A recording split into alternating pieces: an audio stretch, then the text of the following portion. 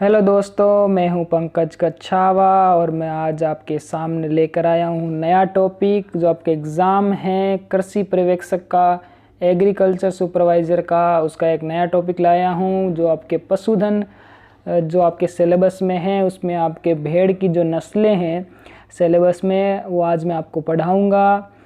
देखते हैं कौन कौन सी नस्लें हैं भेड़ की जो आपके सिलेबस में है। मारवाड़ी, चोकला, मालपुरा, मेरिनो और कराकुल, अगली है जैसलमेरी और एविवस्त्र, लास्ट है आपके एविका कालीन। ये आपके सारी नस्लें आपके कोर्स में हैं एग्रीकल्चर सुपरवाइज़र जो आपका एग्ज़ाम होने वाला है 18 सितंबर को। उसमें आपके इसमें से क्वेश्चन बनने की पूरी संभावना है। तो आज अपन ये पढ़ेंगे टॉपिक पशुधन में भेड़ की नस्लें। तो दोस्तों चलते हैं, स्टार्ट करते हैं आपके पहली नस्ल भेड़ की। तो पहली नस्ल है आपके मारवाड़ी भेड़। देखते हैं इसके बारे में। मारवाड़ी नस्ल की उत्पत्ति जो है आपके राजस्थान के मारवाड़ क्षेत्र जैसे जोधपुर, पाली और नागौर में हुई है। तो ध्यान रखेंगे दोस्तों, मारवाड़ी जो भेड़ है उसकी उत्पत्ति आपके कहाँ पे हुई है, तो राजस्थान का जो मारवाड़ क्षेत्र है जैसे कि आपके पाली,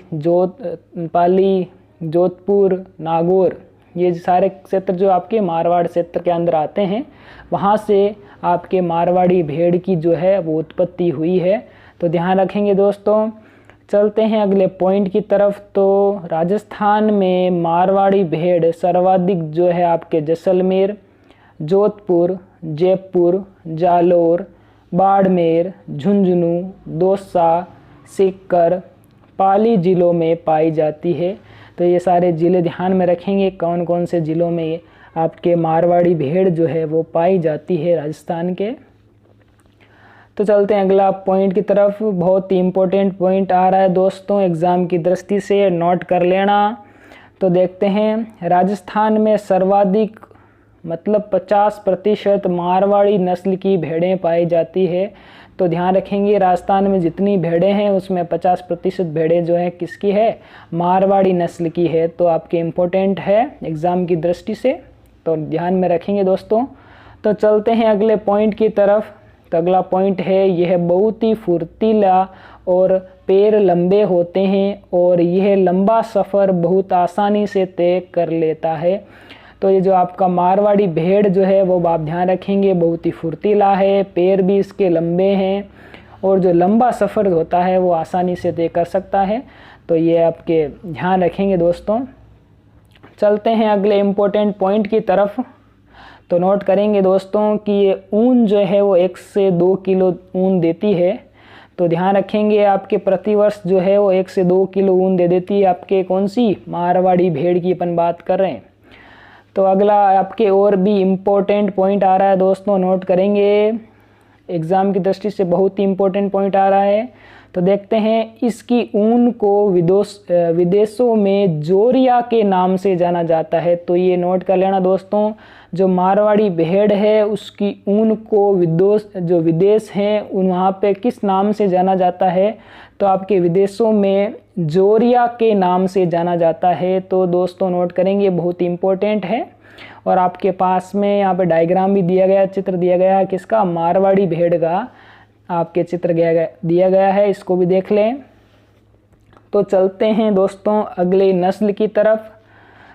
आशा करता हूँ कि आपको ये मारवाड़ी जो भेड़ है वो समझ में आ गई होगी।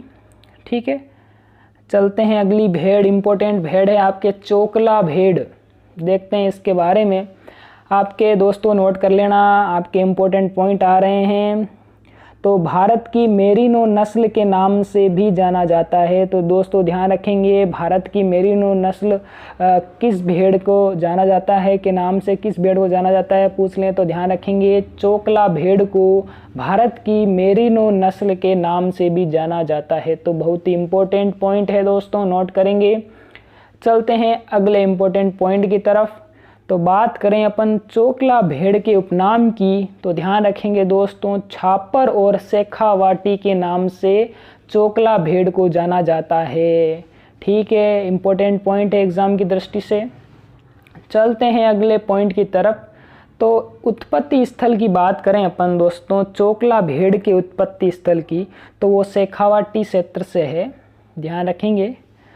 अगला पॉइंट है आपका राजस्थान में चोकला भेड़ सर्वाधिक शेखावटी, बीकानेर, नागौर, जयपुर में पाई जाती है। तो ध्यान रखेंगे चोकला भेड़ जो है वो सर्वाधिक आपके शेखावटी में, फिर बीकानेर, नागौर और जयपुर में पाई जाती है। ठीक है दोस्तों, चलते हैं अगले पॉइंट की तरफ। तो सबसे अच्छा गलीचा ऊन होता है और सबसे बारीक ऊन चोकला से मिलता है। तो ध्यान रखेंगे दोस्तों सबसे बारीक ऊन किस भेड़ की नस्ल से मिलता है, तो आपके चोकला भेड़ की नस्ल से मिलता है। इंपॉर्टेंट पॉइंट है एग्जाम की दृष्टि से। चलते हैं अगले पॉइंट की तरफ। तो मेमनों की मृत्यु ज़्यादा होती है। तो दोस्तों ध्यान रखेंगे जो आपके चोकला भेड़ हैं उनके जो मेमने होते हैं उनकी मृत्यु ज़्यादा होती है। अगला पॉइंट है आपका इनसे 1 से 2 किलो ऊन प्रति वर्ष प्राप्त किया जाता है। तो दोस्तों ध्यान रखेंगे कि चोकला जो भेड़ है उससे कितना ऊन हमें प्रति वर्ष प्राप्त होता है, तो 1 से 2 किलो ऊन हमें प्रति वर्ष प्राप्त होता है। किससे? चोकला भेड़ से। चलते हैं अगली भेड़ की नस्ल मालपुरा भेड़। तो आइए देखते हैं मालपुरा भेड़ की नस्ल के बारे में।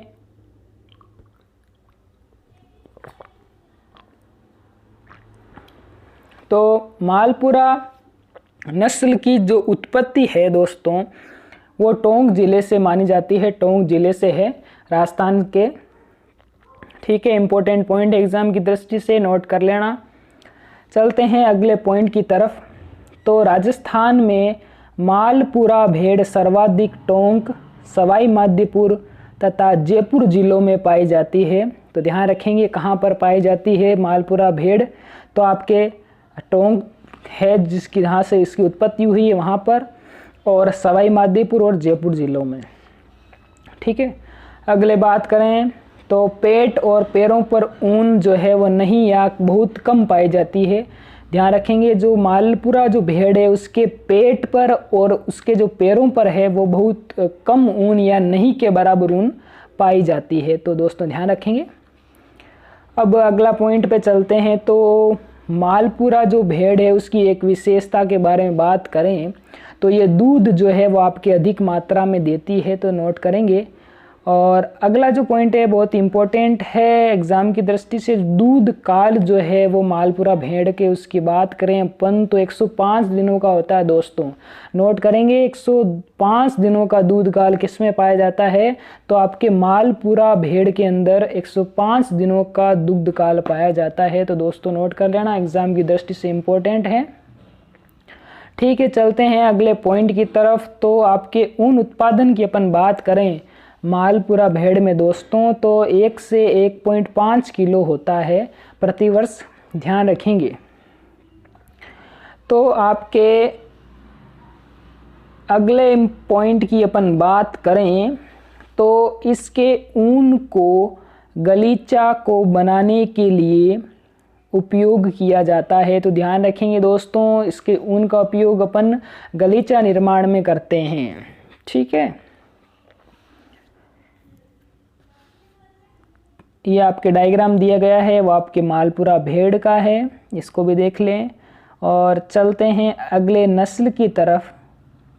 तो अगली नस्ल है आपके मेरिनो भेड़। तो दोस्तों बहुत ही इम्पोर्टेंट नस्ल है, इसमें से आपके क्वेश्चन आने की संभावना बहुत ज़्यादा है, तो ध्यान रखेंगे।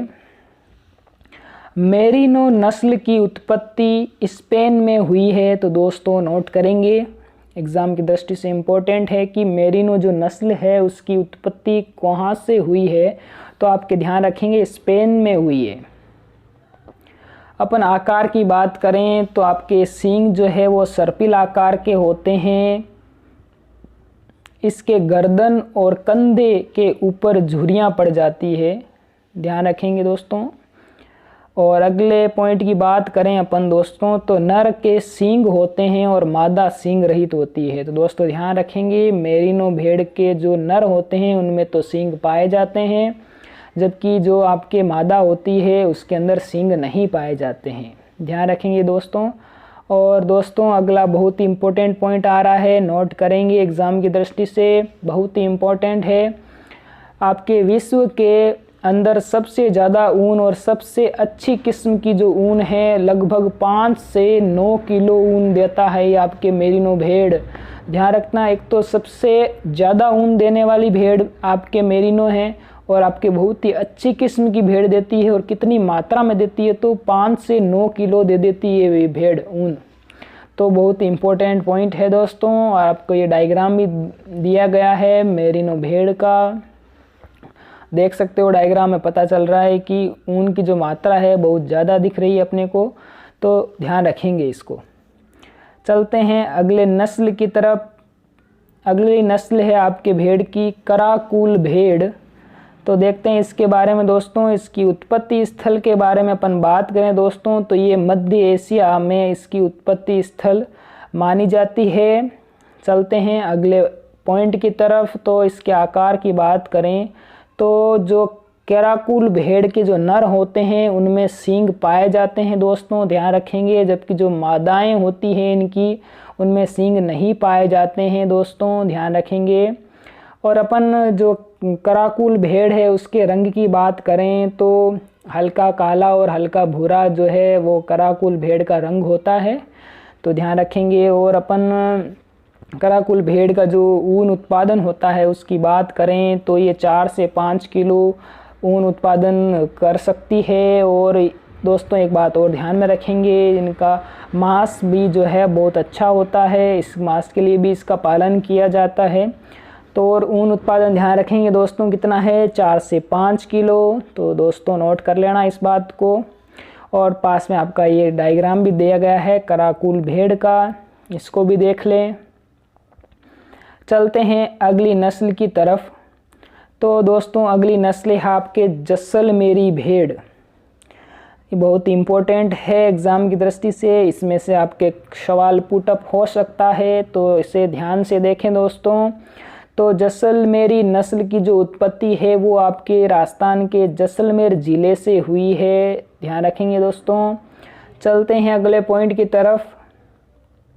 तो यह 2 से 3 दिन तक बिना पानी पिए रह सकती है, ध्यान करेंगे दोस्तों। और वर्षा ऋतु में ऊन का रंग पीला होता है।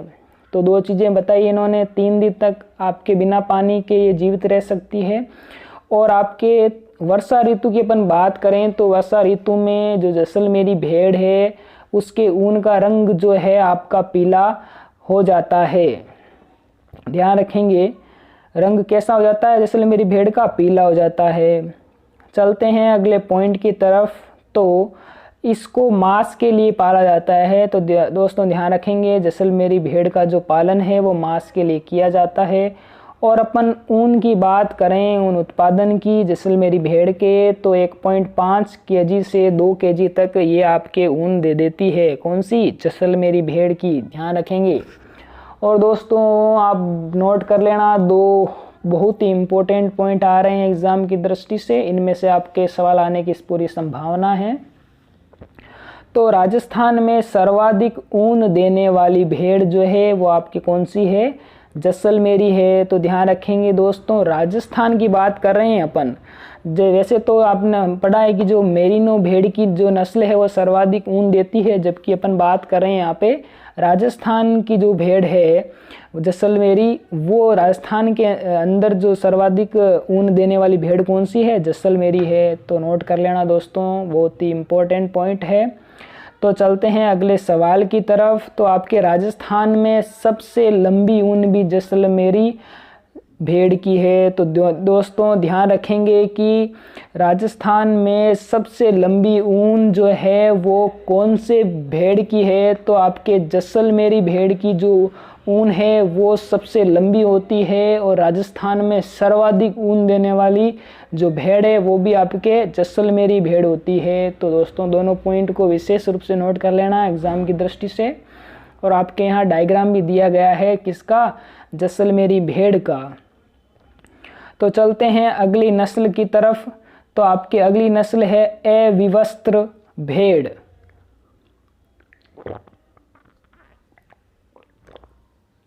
तो दोस्तों ये जो नस्ल है वो आपके संकरण से बनी नस्ल है। तो देखते हैं किन भेड़ों के संकरण से आपके नस्ल बनी है अविवस्त्र। तो संकरण नर मेरिनो और मादा मालपुरा मिलकर अविवस्त्र की उत्पत्ति करती है। तो दोस्तों ध्यान रखेंगे जो अविवस्त्र भेड़ है उसका निर्माण जो है, एक तो नर में मेरिनो और मादा की बात करें तो मालपुरा दोनों से मिलकर कि आपके किसका निर्माण हुआ, किसकी उत्पत्ति हुई है, अविवस्त्र की। तो इम्पोर्टेंट पॉइंट है, ध्यान रखेंगे, नोट करेंगे दोस्तों। अगला पॉइंट है इनके ऊन से कालीन बनाए जाते हैं। तो ये भी ध्यान रखेंगे।